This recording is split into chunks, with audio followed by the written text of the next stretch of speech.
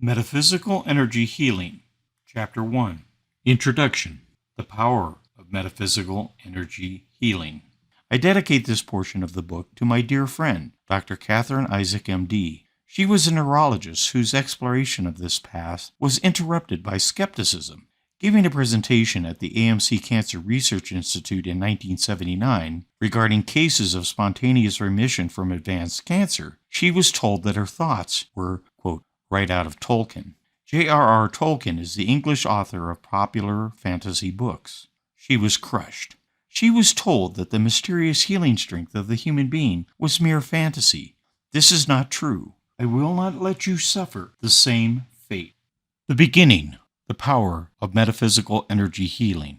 He came back to my clinic in the winter of 2002. He had been my patient for some time, but I had not seen him in a while. He was dying and in severe pain.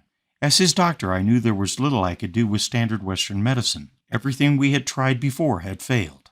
He was suicidal from his pain. He had undergone a full knee replacement for severe osteoarthritis of his right knee. For whatever reason, the pain and poor mobility of the joint worsened after surgery. Because of his pain and inability to walk, his diabetes was out of control despite high doses of insulin. Both his legs were burning with severe pain due to nerve damage from the high blood sugar. He was on 4 blood pressure-lowering medicines, yet his blood pressures were sky high. I feared he would have a stroke. His coronary artery disease was worsening as well. Even trying to walk short distances resulted in terrible chest pain and shortness of breath. He was crying in front of me. He did not want to die. A mere 2 days before, I had been a participant in an experiment sponsored by the University of Arizona School of Medicine at the Human Bioenergetics Laboratory. In the course of one afternoon, I learned an ancient technique of hands-on healing, given the rather weird name of the wishy-washy technique. I never really liked this name, but it is very simple, and I will teach it to you. Without any other hope of helping him, I decided to try it. This was my first actual treatment using energy medicine. I followed the procedure that my teacher, Rosalind, had taught me. The technique is amazingly simple. I first extended my feet, like taproots, deep into the earth and made them as if they were hollow tubes capable of providing space in front of the earth energy that I wished to absorb. Using intent, I pulled earth energy through the balls of my feet, feeling a warming, buzzy sensation move up my legs into my belly. My teacher had referred to this substance as chi. This is spelled Qi. I then extended the sensation into my heart area and passed it down my arms into my palms. With my hands on either side of his knee, I emitted the energy out my palms back and forth through his knee as powerfully as I could. Immediately he felt a strong warming sensation in his knee that extended up his thigh and down his leg. There was a very easily identified severe barrier to the flow of the energy in his knee, restricting the passage of the energy between my hands. After a minute or so, the barrier suddenly dissolved, and the energy began to bounce strongly between my palms. At that exact moment, the patient reported complete relief from his pain. I opened my eyes and looked at his expression of surprise. I had him stand up. The pain and poor mobility of his joint was completely gone. We were both stunned. I had done in a few minutes what Western medicine could not do. No narcotic or anti-inflammatory medicine had even touched the pain. He had even been placed under anesthesia to forcefully move the knee to try to fix the restriction and reduce the pain. Even this had failed. What force caused this effect remains a mystery to this day, despite over 20 years of study and experience. While I could easily explain the resolution of his pain as being independent of some actual change in the tissues, the restoration of his mobility could not be explained that easily. After years of experience with this, the simplest of energy medicine techniques, I have witnessed instances of very rapid recovery of tissue and organ function that put me in a state of awe. I will never know the extent of our ability to affect the physical by using these metaphysical methods. To my knowledge, the effect was permanent after following that case for years. In the next week, his blood sugar levels quickly improved. His high blood pressure normalized, and he had no further chest pain or shortness of breath. We quickly tapered his pain medication.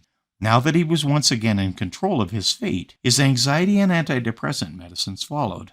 Within 6 months, as he began to exercise, he lost enough weight that we withdrew his insulin and blood pressure medications. It was not just that these things happened. It was the speed at which they happened that shocked me. His neuropathy from diabetes, a condition very difficult to treat and reverse, went away in a very short period of time. I was left without an explanation. Energy medicine had saved his life. I was totally fascinated by what was happening. I witnessed the human body's tremendous power to heal, repair, and recover. Right out of Tolkien indeed. I love this power, and all are helpless as healers without it. All doctors are. The famous physician Albert Schweitzer, MD, said it best. Quote, "Each patient carries his own doctor inside him. They come to us not knowing that truth. We are at our best when we let the doctor who resides within each patient have a chance to go to work."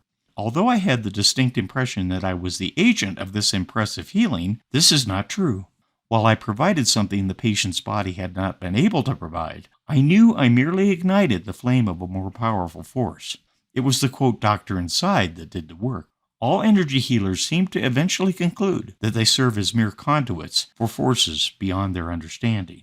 Energy medicine is a simple method to activate the natural, inborn healing properties of the human body. When I observed this myself, I connected with the miracle that is life. That day, I became an energy medicine practitioner. I was transitioning from physician and doctor to healer. Suddenly, I became aware of direct personal evidence of a healing force not even mentioned to me in medical school. It was a new path for me. In front of me lay unexplored terrain. Quote, "The road not taken.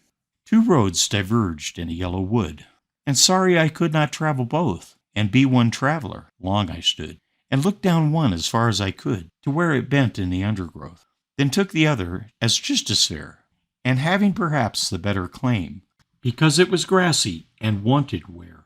Though as for that, the passing there had worn them really about the same, and both that morning equally lay, in leaves no step had trodden black. Oh, I kept the first for another day, yet knowing how way leads on to way, I doubted if I should ever come back. I shall be telling this with a sigh. Somewhere ages and ages hence, 2 roads diverged in a wood, and I took the one less traveled by, and that has made all the difference." Robert Frost, American poet, 1874 to 1963. Which path will you take? There are many. You can take the path of full renunciation of desire, the path of unbridled compassion, or the path of pure perception. You can immerse yourself in music, beauty, art, or love. You can absorb the wisdom of the ages and listen to the angels from above. You can descend into silence, enter the gaps between each thought, and experience the quiet that comes from thinking not. Quote, "The jewel. I left it here, I know it, in this dark and distant land. Like the prophet in the desert, my footsteps are the wind. It is itself the seeker, and all that's ever sought. It is said that you can find it by forever seeking not. It is buried ever deeper in the sands of endless thought. By melting into nothing, this precious jewel is bought. Across this trackless desert, I wandered all my life, thirsting for understanding, in a passage without light. There came a silent evening, in the oasis of my mind. That which I was seeking, I knew I'd never find. Not at least by knowing, for it cannot be known. The place where I was going, no man can ever own. For it is not an object, for it is not a thing. It resides in nothing, and nothingness it brings. Now the stars are rising, in the quiet of my mind, hidden by my nature, the jewel I'll never find." A poem by Dr. William R. Schroeder, D.O. You can follow the Buddha. You may be Hindu, of the Jewish tradition, Islamic, or Christian. Perhaps you are a Taoist and follow the way. I myself have accepted Jesus Christ as my personal Savior. When I use the techniques of metaphysical energy healing, the effects, emotions, thoughts, and feelings I experience are identical to what I experience when in communion with Jesus. Jesus told all his disciples that they could do all he had done and more. These were not idle words, but a call to action. I will honor his request. When you heal, whether it is yourself or others, you honor the sanctity of life and the beauty of humanity, which is a precious jewel beyond compare. The path you take to reach this sacred goal does not matter to what exists and what moves at the destination. There is but one destination. Perhaps you are an atheist or agnostic. It does not matter. Whatever your culture, belief system, or religious system, we all share the gift of consciousness. I know the techniques of metaphysical energy healing transcend these and are a recognition of the greater self we all participate in. There are as many paths as there are people. Some paths are concealed and appear to the seeker as if out of the mist. Some paths are well trodden, where untold millions have tread. All meet the same destination. I am not a guru. My wife can confirm this for you. This is not in any way an attempt at religious conversion. These techniques simply open you to a greater understanding of your metaphysical self. Your personal spiritual path is not my concern. I am a doctor. As such, I have taken a vow to alleviate suffering. I take this vow extremely seriously.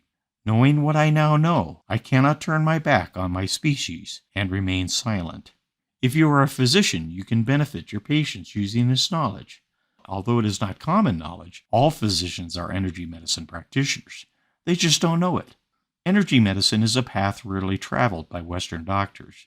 The subtle energies used, while known to ancient humankind, are not known to Western science, let alone respected. Because of this, using energy medicine to optimize your health and restore your health will require you to journey beyond these confines. I offer you this path. Believe me, it will make all the difference. If you are an energy medicine practitioner, I trust this knowledge will benefit you and those you assist. Whatever technique you have developed or practiced, be it Reiki, Healing Touch, Qigong, or any of the amazingly vast number of techniques humankind has developed, this information can help you. If you yourself seek physical healing, emotional healing, and some degree of spiritual enlightenment, then you have come to the right place. Your path awaits you.